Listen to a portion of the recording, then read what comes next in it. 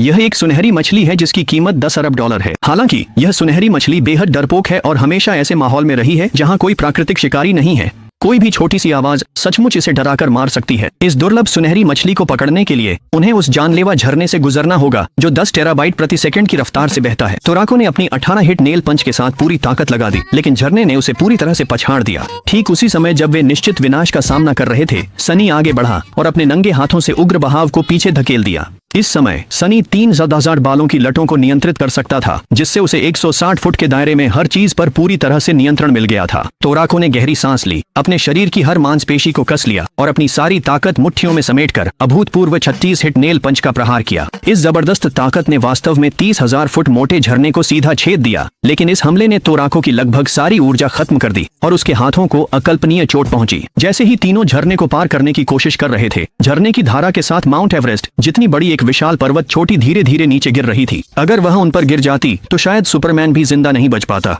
अगले ही पल तोराको ने एक बार फिर अपने शरीर की सारी ऊर्जा झोंक दी और एक और 36 हिट नेल पंच का प्रहार किया। सनी की सुपर बाउंस ने इसकी ताकत को 30 गुना बढ़ा दिया, जिससे यह एक 1000 हिट नेल पंच की डरावनी शक्ति बन गई, जिसने उस विशाल पर्वत छोटी को पूरी तरह चूर चूर कर दिया। आखिरकार तीनों झरने के पीछे स्थित गुफा में पहुंच गए। हालांकि तोराको और सनी पूरी तरह थक चुके थे और खड़े होने की भी ताकत नहीं बची थी, इसलिए कोमात्सु ने अकेले ही गुफा में जाकर क्रिस्टल मछलियां पकड़ने का फैसला किया ताकि वे दोनों जल्दी ठीक हो सकें।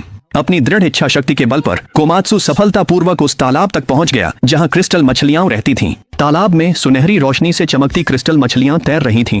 कोमात्सु ने जल्दी से अपनी मछली पकड़ने की जाली निकाली, लेकिन हर बार जब उसका हाथ किसी मछली के पास जाता तो वह डर के मारे वहीं मर जाती। कई बार असफल होने के बाद कोमात्सु को वह दबाव याद आया जो उसने पफर व्हेल को संभालते समय महसूस किया था, लेकिन उसने हार नहीं मानी। इस बार कोमात्सु तालाब में उतर गया और बिना किसी औजार के अपने नंगे हाथों से मछलियां पकड़ने की कोशिश की। हैरानी की बात यह थी कि क्रिस्टल मछलियां खुद ब खुद उसकी ओर तैर आईं और उनकी चमक और भी तेज हो गई। कोमात्सु ने सफलतापूर्वक सभी क्रिस्टल मछलियां पकड़ लीं और तोराको के पास लौट आया।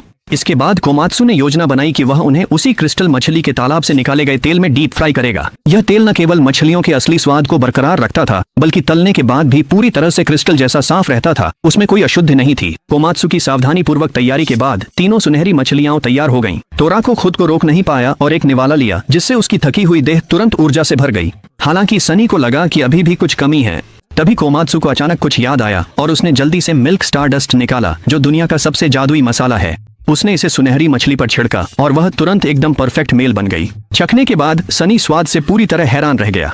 उसके शरीर के क्षतिग्रस्त हिस्से तुरंत ठीक हो गए और उसके 3 लाख बाल ऐसे सीधे खड़े हो गए जैसे उन्हें नई जिंदगी मिल गई हो। इसी बीच तोराको ने भी स्वादिष्ट सुनहरी मछली खाने के बाद पूरी संतुष्टि का भाव दिखाया।